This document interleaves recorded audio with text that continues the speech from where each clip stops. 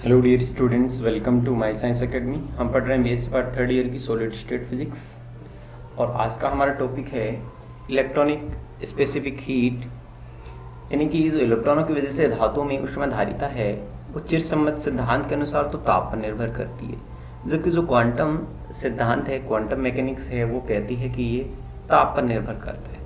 तो देखते हैं, इसी को स्टार्ट करते हैं कि जो धातु में मुक्त इलेक्ट्रॉन है तो मुक्त इलेक्ट्रॉन लगभग 10 की पावर 22 प्रति सेंटीमीटर क्यूब की कोटि के होते हैं। अर्थात ये जो मुक्त इलेक्ट्रॉन होते हैं धातुओं में, वो इलेक्ट्रॉन गैस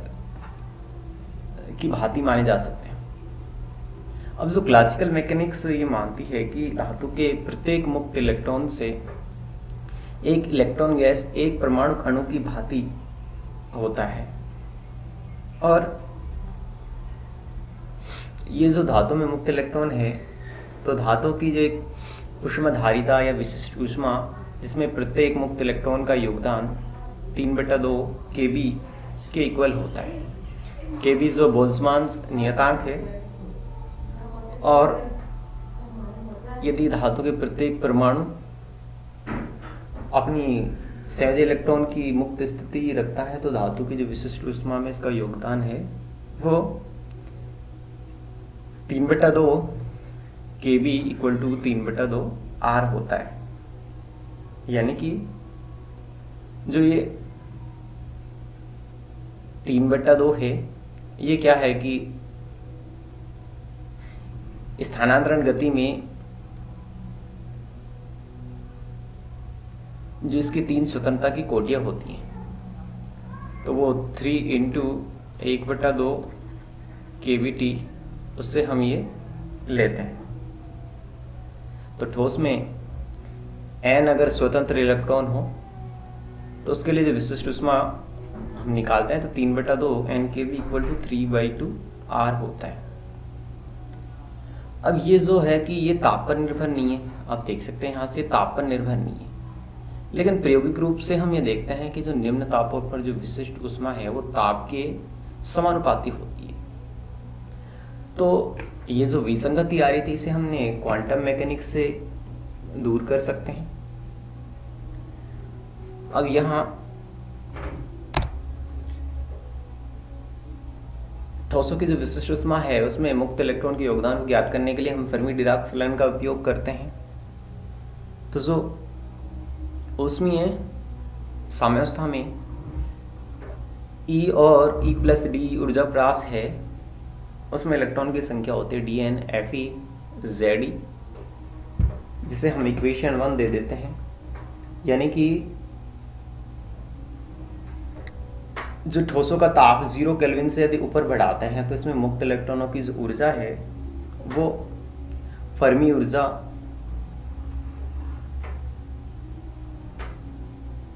E+D जो ऊर्जा प्रास है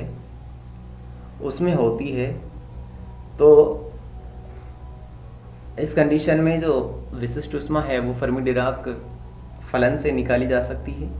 तो जिसे हम मानते हैं Dn equal to Fe.Ze d equation 1 से।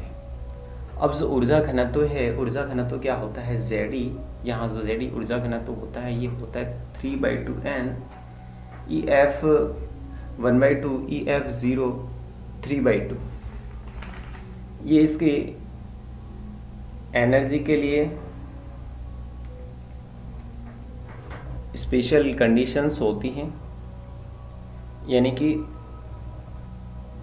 जो फर्मी तल होता है इसमें उसकी ये ऊर्जाएं होती हैं। अब जो EF0 है, ये जो 0 केल्विन परमताप होता है उस पर ऊर्जा का मान है, और EF0 उसके संगत जो ऊर्जा है जिसे हम फर्मी ऊर्जा कहते हैं, फर्मी ऊर्जा, और E इज लेस देन रहता है EF, क्योंकि जो EF है जो ताप T पर फर्मी तल की ऊर्जा है, तो फर्मी डिराक वितरण के अनुसार जो ऊर्जा प्रास है ई प्लस डी में इलेक्ट्रॉनों की संख्या N E D equal to होती है जी ई डी ई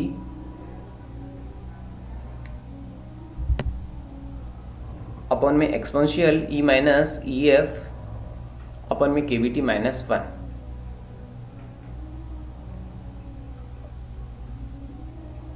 अब जो सैद्धांतिक और प्रायोगिक निष्कर्षों से ये देखा गया, यहाँ हम डायरेक्ट वैल्यू निकालेंगे कि जब ठोस का ताप हम 0 केल्विन से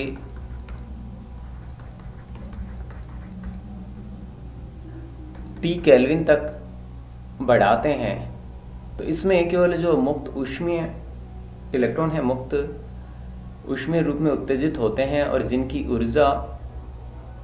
EF से KBT की परास में पाई जाती है, क्योंकि इस परास में रिक्त स्तर होते हैं और ये जो मुक्त इलेक्ट्रॉन धातु की विशिष्ट ऊष्मा में क्या करते हैं, योगदान करते हैं। तो ये इक्वेशन 2 आ जाती है इलेक्ट्रॉनों की संख्या इस परास में। अब यहाँ जो GeDe है वो इस ऊर्जा परास में क्वांटम अवस्थाओं की संख्या है, क्वांटम अवस्थाओं की संख्या।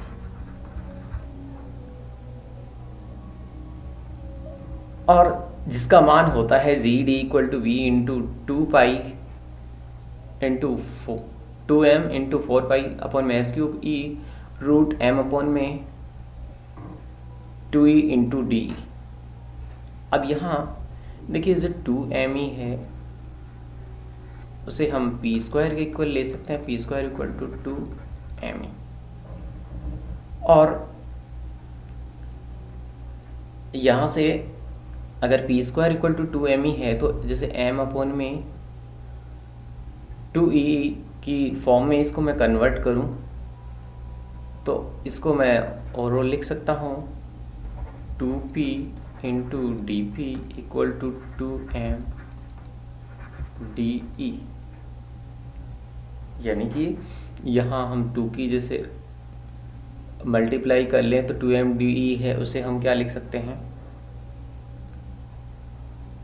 2dp इंटू डी के इक्वल लिख सकते हैं। अब जो dp है वो होता ये यहाँ से कन्वर्ट हो जाएगा v into 4 pi square into D P upon में h क्यूब। नेक्स्ट देखिए 0 केल्विन ताप पर फर्मी ऊर्जा है वो EF0 equal to h square pi 2m 3n 8 पाई v 3/2 होगी, जहाँ जो v है वो इलेक्ट्रॉन गैस का आयतन है। तो GD इक्वल टू 3/2n और e की पावर 1/2 e की पावर 1/3 इक्वेशन 3 आ जाती है। अब जो NED है उसका मान होता है 3/2 n e की पावर 1/2 अपॉन में EF0 की power 3/2 into function Fe, equation 4 आ जाती है। अब जो इलेक्ट्रॉन गैस की माध्य ऊर्जा है ई बार इक्वल टू होती है 3/2 EF की पावर 3/2 और इसके इंटीग्रल करें 0 से इन्फिनिटी e की पावर 1/2, यानी जो GeNE है उनके मान हम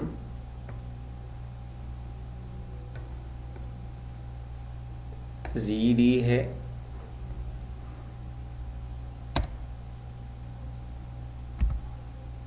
उनके मान का यूज़ करके हम जो माध्य ऊर्जा है वो निकाल सकते हैं। तो ये माध्य ऊर्जा के लिए इक्वेशन 5 आ जाती है। अब जो Fe का मान रख के यदि हम माध्य ऊर्जा की गणना करते हैं तो E बार जो माध्य ऊर्जा 3/5 EF0 ब्रैकेट 1 प्लस 5/12 पाई KBT अपॉन में EF0 का होल स्क्वायर। तो इलेक्ट्रॉन की जो विशिष्ट ऊष्मा है वो होती है CV E इलेक्ट्रॉन के लिए N DE बार अपन में डी टी, यानी कि जो मध्य ऊर्जा है उसका टी के सापेक्ष अवकलन कर दें, यानी कि ये इसका हम अवकलन कर दें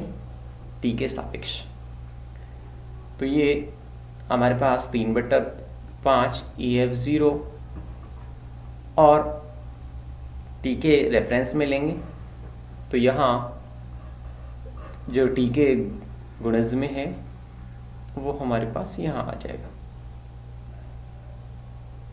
और इसको क्या मैं ऐसे लिख सकता हूँ कि पाई के बी अपॉन में EF0 का whole square into T square. तो जब टी के रेफरेंस में लेंगे तो ये तो कांस्टेंट के रूप में आ जाएगा, और टी स्क्वायर का लेंगे तो 2t, तो ये 2t आ गया। अब यहाँ 5 से 5 कैंसिल हो जाएगा और इस 2 से ये 6 हो जाएगा, और इसका स्क्वायर खोल लेते हैं, पाई स्क्वायर के बी स्क्वायर और EF0 का स्क्वायर, तो ये आ जाता है यहाँ से ऊपर 3 रहेगा, नीचे 6,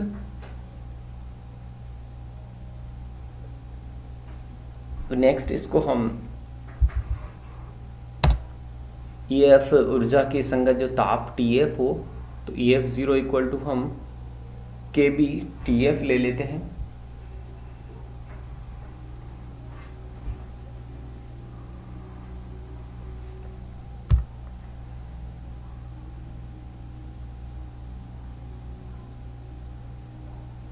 लास्ट में जैसे ये हमारे पास 3n/5 और यहाँ से 6 आएगा, तो 3 से 3 कट जाएगा, यहाँ 2, हाँ ठीक है। तो ये हमारे पास नेक्स्ट आएगा CV इलेक्ट्रॉन के लिए equal to π²/2 R T/TF, equation 7 आ जाती है, जहाँ TF हमारा क्या है, फर्मी ताप है। अब 1 मोल गैस के लिए NKB इक्वल टू R, यानी कि जो गैस नियतांक होता है, तो जो न्यून तापों पर जो इलेक्ट्रॉन की विशिष्ट ऊष्मा है T के साथ रैखिक रूप से परिवर्तित होती है, और जो सामान्य रूम टेम्परेचर होता है उस पर जो T है वो वेरी वेरी लेस देन होता है TF के, इसलिए जो CV जो इलेक्ट्रॉन के लिए है उसका जो चिरसम्मत मान है वो 3/2 NKB है, उससे बहुत कम होता है, जैसे हमने अभी माना था उससे बहुत कम होता है। यानी कि इलेक्ट्रॉन की जो विशिष्ट ऊष्मा है कमरे के ताप पर जो ठोस की कुल विशिष्ट ऊष्मा है उसमें से केवल उसका 1% योगदान होता है। यानी कि जो न्यून ताप पर धातु की विशिष्ट ऊष्मा CV equal to CV EL यानी इलेक्ट्रॉन के लिए, CV लैटिस जालक के लिए, तो इसको हम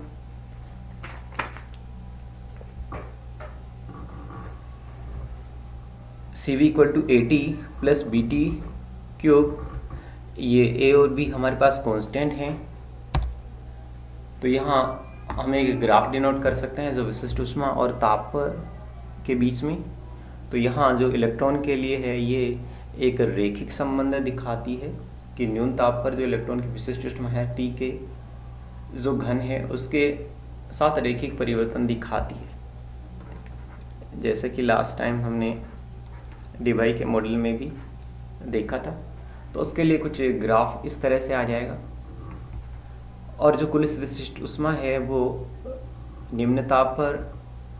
बढ़ती है और उसके बाद ये लगभग कांस्टेंट हो जाती है। ऐसे ही जो जालक के लिए विशिष्ट ऊष्मा है जैसे जैसे ताप के साथ इसमें वृद्धि होती है और फिर एक नियत ताप के बाद ये भी क्या हो जाती है, कांस्टेंट हो जाती है। तो ये था कि जो न्यून ताप पर विशिष्ट ऊष्मा जो ताप के साथ कैसे परिवर्तित होती है। Thanks for watching the video.